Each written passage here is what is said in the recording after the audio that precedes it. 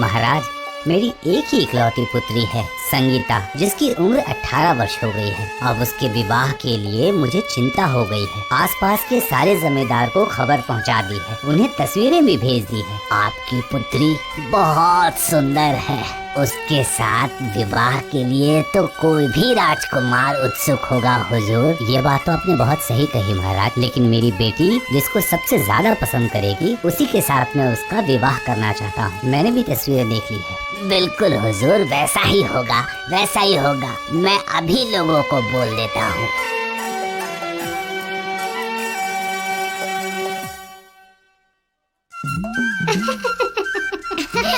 देख देख, तेरी शादी के लिए कितने सारे लड़कों की तस्वीरें आई हैं। देख देख, सब लोग कितने सुंदर दिख रहे हैं। मुझे तो ये सारे पसंद है दीदी। अच्छा, तुझे अगर इतने ही सुंदर लग रहे हैं तो इनसे अभी के अभी शादी कर ले तू। सिर्फ सुंदर दिखने से कुछ नहीं होता, समझना भी पड़ता है। क्यों दीदी, ये जमींदार का लड़का तो बहुत अच्छा दिख रहा है। देखो तो। हाँ, एकदम आदि मानव की तरह दिख रहा है। इंसानों जैसा तो कुछ भी नहीं है इसमें। तो फिर ये देखो, प्रतापगढ़ का राजकुमार। ये तुम्हें जरूर पसंद आएगा। बोलो बोलो, बताओ ना। बाप रे, ये तो इतना लंबा है, बिल्कुल नारियल के पेड़ की तरह। मुझे सोचना पड़ेगा। अच्छा ठीक है, हुकुमगढ़ के जमींदार के लड़के को तो नापसंद करने का सवाल ही पैदा नहीं होता। देखो तो कितना विशाल और सुंदर है। जरा देखो तो। अरे बाप रे, इसकी दाढ़ी तो ऐसी है जैसे पेड़ पर झाड़ियाँ लटक रही हो। ये क्या बात हुई दीदी, क्या तुम्हें कोई भी पसंद नहीं आया? नहीं, मेरे जैसा सुंदर अभी तक कोई मुझे नहीं मिला है। इनमें से कोई पसंद नहीं मुझे। अरे अभी क्या बोल रहे हैं महाराज, इतने अच्छे अच्छे लड़कों के रिश्ते आए और लड़की को कोई भी पसंद नहीं आया? अरे नहीं हुजूर, उन्होंने बताया था जिन जिन लड़कों के रिश्ते आए थे वो कोई भी उनकी योग्य नहीं था। अच्छा समझा, मेरी बेटी बहुत बुद्धिमान हो रही है। हाँ? कल सुबह जो पहला भिखारी मेरे द्वार पर भीख मांगने आएगा, मैं उसी के साथ अपनी बेटी का विवाह कर दूंगा।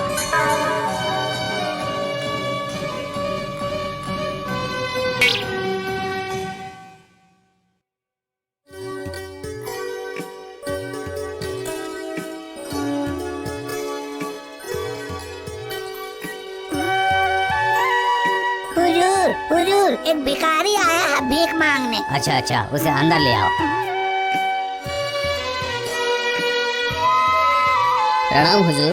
सुनो भिखारी, मैं अपनी बेटी का विवाह तुम्हारे साथ करना चाहता हूँ। ये क्या हुजूर, मैं तो एक भिखारी हूँ और आपकी बेटी तो एक जमींदार की बेटी है। उसमें क्या है, लेकिन ये विवाह होगा। और तुम्हारी कोई शर्त है तो बता दो। मेरी एक ही शर्त है, शादी के बाद मैं अपनी पत्नी को अपनी कुटिया में लेकर जाऊंगा। घर जमाए कभी भी नहीं बनूंगा। बहुत अच्छा, यही होगा।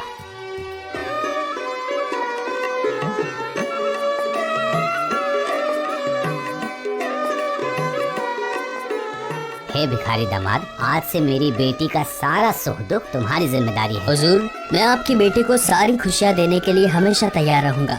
बहुत खूब, तो तुम्हारे शर्त के हिसाब से तुम कल सुबह ही यहाँ से निकलोगे, है ना? तो जाने के समय खाना पीना या और कुछ चाहिए तो लेके जाना। जो आज्ञा।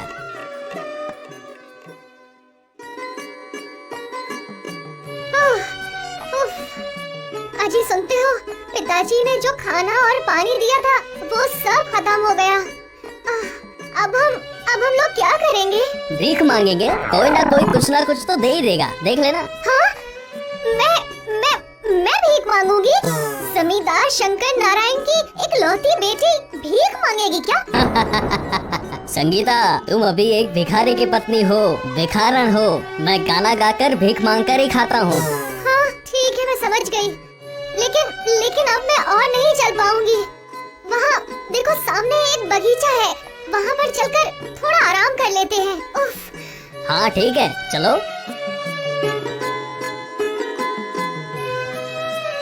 वाह, कितना आराम मिला। इतनी सुंदर जगह और ये बगीचा किसका है, आपको पता है? जानता हूँ, लेकिन तुम्हें बुरा तो नहीं लगेगा ना? मुझे क्यों बुरा लगेगा, आप बताइए ना। ये उसी जमींदार के बेटे का बगीचा है जिसको तुमने बंदर जैसा मुंह कह के टाल दिया था। अरे, अगर मैंने उससे शादी कर ली होती तो आज इस तरह से परेशान होकर इस पेड़ के नीचे बैठने की नौबत ही नहीं आती। हाँ ठीक कहा, अब चलो यहाँ से उठो।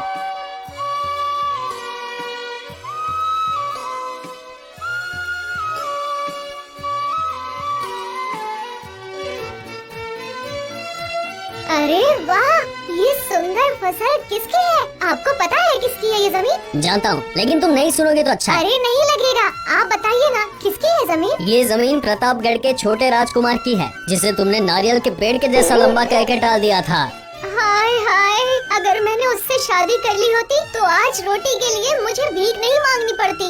अच्छा, तुम बार बार ऐसी बातें मत किया करो, ठीक है? अगर तुम मुझे पसंद नहीं करती हो तो वापस जा सकती हो, ठीक है? ऐसी कोई बात नहीं है। नहीं नहीं नहीं, ऐसी बात नहीं है। अच्छा, अब आपका घर आने में और कितना वक्त लगेगा? बस पहुँच गए अभी।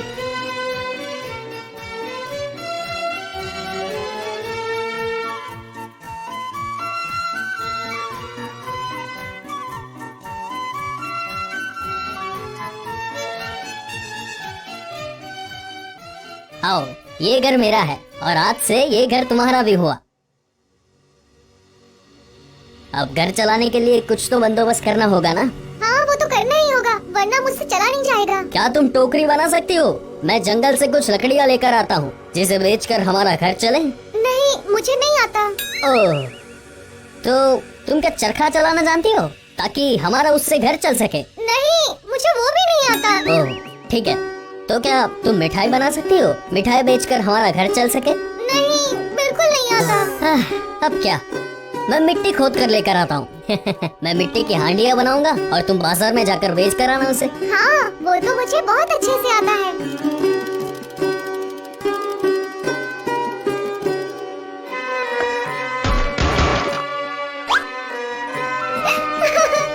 मुझसे मुझसे कोई काम ठीक से नहीं होता। अब मेरा क्या होगा? समझ गया, ये सब काम तुम्हारे लिए नहीं है। मैं गांव जाकर जमींदार के बेटे के उधर तुम्हारे लिए दासी का काम ढूंढता हूँ। कम से कम वहाँ पे 2 वक्त का खाना भी तो हो जाएगा। हाँ, सही कहा। मुझे घर का काम अच्छे से आता है तो मैं वो कर लूंगी। वहाँ पर मैं अपना मुंह छुपा कर रखूंगी, किसी को अपना चेहरा नहीं दिखाऊंगी।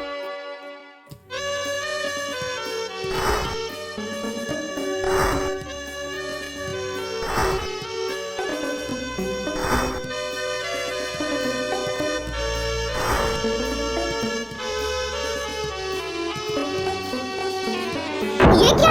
कौन हो तुम? मेरा हाथ क्यों पकड़ा तुमने? छोड़ो मुझे। मैं तुम्हें बहुत पसंद करता हूँ। तुम्हारा पति तो भीख मांग कर खाता है, तुम मेरे साथ यहाँ पे रह जाओ। मैं तुम्हें महारानी के जैसे रखूंगा। छी छी, ये आप क्या बोल रहे हैं? मेरे पति गरीब है, लेकिन मैं उनकी इज्जत करती हूँ और उनसे प्यार करती हूँ। उन्होंने हमेशा मुझे अच्छी बातें सिखाई हैं। ठीक है, अब तुम्हें घूंघट रखने की कोई जरूरत नहीं है। तुम्हारी परीक्षा खत्म हुई। आंखें उठाकर देखो, मैं तुम्हारा भिखारी पति हूँ, प्रतापगढ़ का जमींदार, जिसे तुमने बकरी जैसी दाढ़ी देखकर मना कर दिया था। छी छी, ये क्या बात हुई? आप? लेकिन मैं भिखारी बन के तुम्हारे घर आया था और तुम्हें शादी करके अपने घर लेकर आया था। लेकिन मेरे पिताजी ने तो। डरो नहीं, डरो नहीं, ये सारी उनकी ही साजिश थी। वो तुम्हारे अहंकार को मिटाना चाहते थे। वो तुम्हें ये समझाना चाहते थे कि रूप इंसान को जन्म से मिलता है, लेकिन कर्म जो है वो हमारी जिंदगी से मिलता है। यदि किसी इंसान को पहचानना है तो उसके कर्म से पहचानना होता है। मैं सब समझ गई हूँ, मुझे माफ कर दीजिए। मुझसे ये गलती अब दोबारा नहीं होगी। लेकिन एक चीज तुम्हें पता लगानी अभी बाकी है। क्या?